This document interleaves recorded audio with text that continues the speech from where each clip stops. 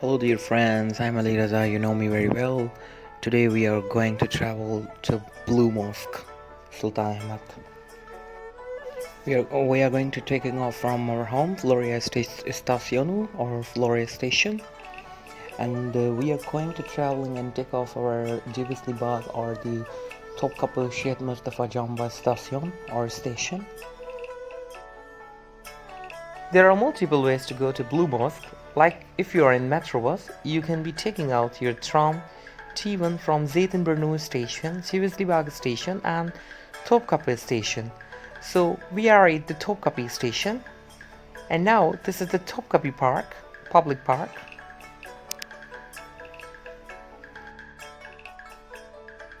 This is the Topkapı Public Park. People come and to do the exercises and whatever, everything. And then from the Topkapı, you will find the two trams, T1 and T4.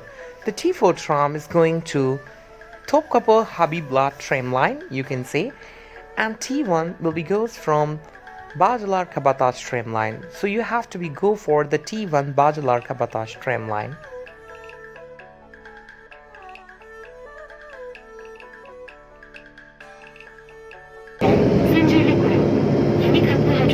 Metro hattına aktarma yapmak isteyen yolcularımızın Zincirlikuyu istasyonunda inmeleri gerekmektedir. Zincirlikuyu is the interchange station for Yenikapı Hacı Osman Metro Line. Metrobüs tramvay hattı sabah 6 ile gece 12 arasında hizmet vermektedir. Now we take off at the Sultan Ahmed station. The Blue Mosque, called the Sultan Ahmed Cami in Turkish, is one of the historical mosques in Istanbul. The mosque is known as the Blue Mosque because of the blue tiles surrounding the walls of interior design. The mosque was built in between the 1609 and 1616 years during the rule of Ahmed. I just like many other mosques, it's also comprising a tomb of a founder, a madrasa and a hospice. Besides still used a mosque, the Sultan Ahmed Mosque has also become a popular tourist attraction in Istanbul. Besides being tourist attraction, it also has an active mosque, so it's close to non-worshippers for an hour, half hour or so during the 5 daily prayers. Best way to see the great architecture of the Blue Mosque is to approach it from the Hippodrome, west side of the mosque. As if you are non-Muslim visitor, you also have using the same direction to enter the mosque. So the tourists always wonder how to visit the Blue Mosque. There is also many other questions such as if there is any entrance fees, dress code, where to put my shoes, etc, etc. Here I giving the answers of that questions. If you plan your visit to the Sultanahmet area of Istanbul so that you better arrive mid-morning, prayer happens 5 times a day with the first call to the prayer at sunrise and the last one is the nightfall. The mosque closes for the 90 minutes at each prayer time. Avoid visiting a mosque at the prayer time, especially the midday praying on the Friday, or within a half hour after the azan is chanted from the mosque minars. Before the step in the mosque, take off your shoes and put it in the plastic bags and provided at the entrance is a free of charge. This is required for all the persons as part of the Muslim tradition when entering a mosque. There is also the no charge to enter the Blue Mosque. Take one side and wrap it around your neck, tossing it behind your back with covering your shoulders. Don't cover your face, the covering is meant to hide your hair only. When you are inside the mosque, remain quiet and don't use the flash photography. Since this place is the worship, avoid starting to taking the picture of those who are praying. Visit the mosque respectfully and quietly.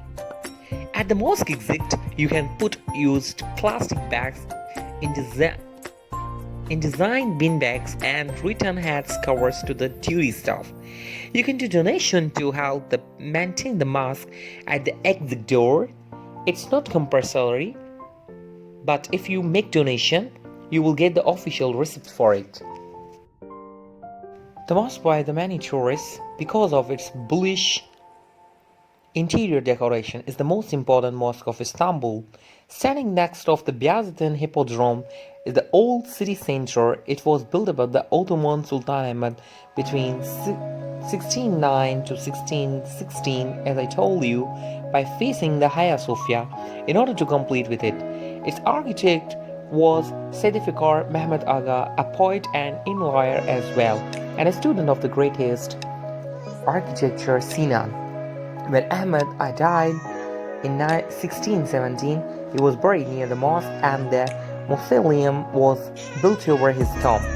Like all the big and important mosques of that, also called the Sultan Ahmed Blue Mosque, was built as a complex including a theological school, as an imperial lodge, a kitchen for poor, bazaar shops to raise the money for the maintenance work, and a small library.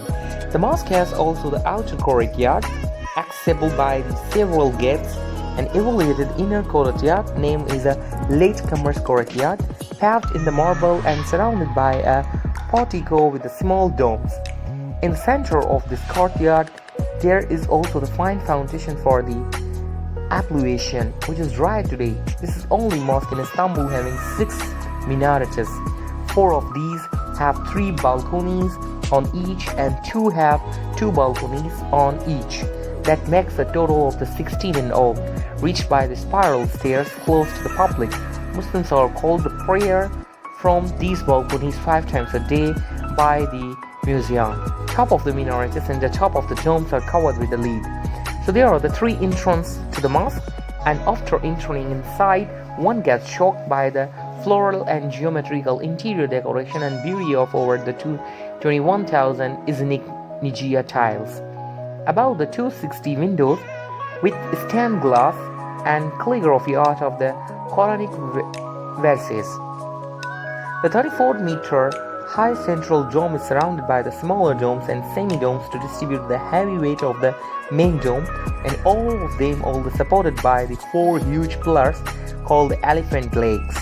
The marble niche, which shows the direction of Mecca, called mihrab, and is aligned with the axis of the mosque. On the right of the mihrab, there are all the marble minbar, the pulpit where the imam goes up and gives his sermon. On the other side of the mosque, to the left corner, there is a Sultan's lodge where he used to pray in private away from the crowd. This is one of the most enjoyable places in Turkey, Istanbul. In front of the Sultan Ahmed Blue Mosque, there is a Hagia Sophia Museum. But today, we are not going to the Hagia Sophia Museum, because today's tour only up to the Blue Mosque. So that's why maybe next week or another day we will go to the Hagia Sophia Museum and to visit about some historical. Sultan Ahmed ordered a suitable place to find for the construction of the temple. Out of the old places, the emperor chose the Ayşe Sultan Palace, which lay on the side of the hippodrome facing the Qibla. The palace overlooked the sea. The area was very broad and it was close to the Topkapi Palace, and the surroundings were not too crowded. For this reason, it was an ideal place for the magnificent shrine to be built.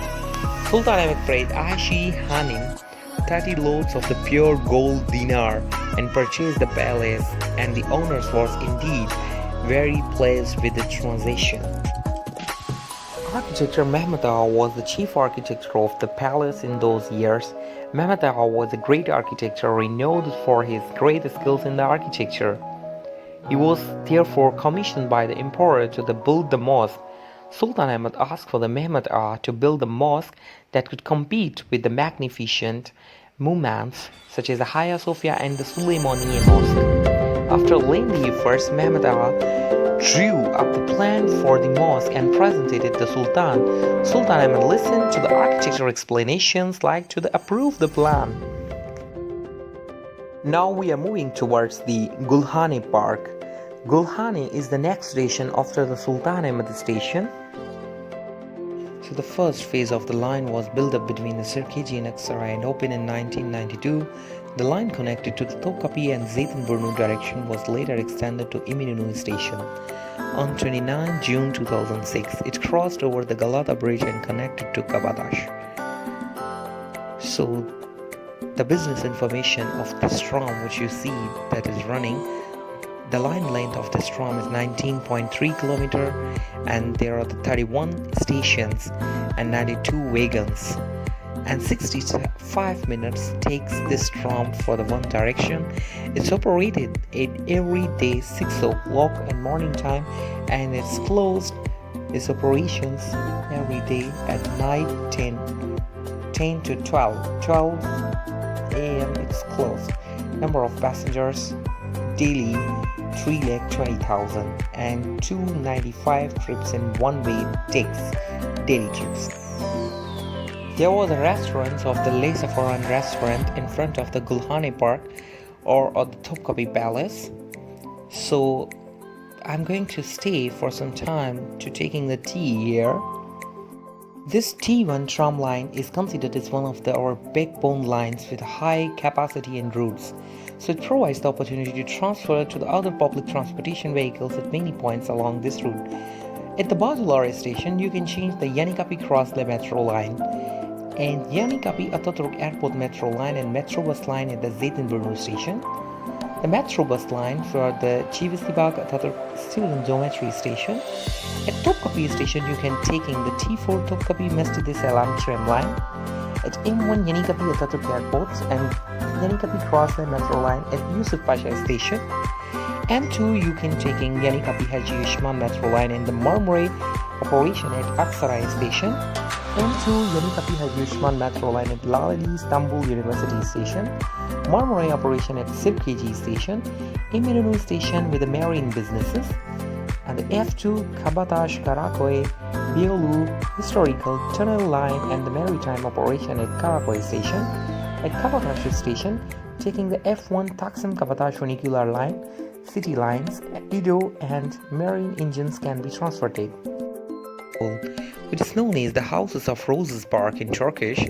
It's one of the oldest urban park of Istanbul and it's one of the largest park of Istanbul. Adjacent to the Topkapi Palace for centuries, the park served as the outer garden of the Ottoman Imperial Palace, Topkapi Palace, and was not open as a public. Until 1912, Gulhane Park was the imperial park, yet it was opened in the public 1912. Since 1912, it serves as an urban park with 100 years old walnut and oak trees. So don't miss the magnificent park surrounded with the most important museums and monuments of Istanbul. The oldest known monument in Istanbul, Column of Gods, erected in the late 3rd century CE, is located in the Gulhane Park. The column is the 18 meters high freestanding marble column located in the east of the Gulhane Park. And it's located nearby the Sultanahmet and like other historical places, Istanbul Archaeological Museum, Hagia Sophia, Blue Mosque, Underground Tristan, Topkapi Palace. In 1983, during the Ottoman period, Tanzimat Edict and Tanzimat reforms modernized the Ottoman Empire were announced at the Gulhane Park. Therefore, it's also known as the Gulhane Edict. In the months of the March and April during the Istanbul Tulip Festival, Gulhane Park is decorated with the millions of tulip flowers that creates an amazing landscape. And the top 7 parks of Istanbul during the Tulip Festival. The Gulhane Park is one of the few parks located in the historical peninsula of Istanbul, and it's a perfect location for walking and running if you are staying near to close to Sultanahmet.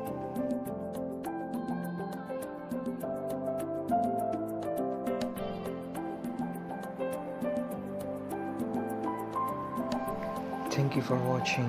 Bye bye. Take care. We'll meet soon at a new place.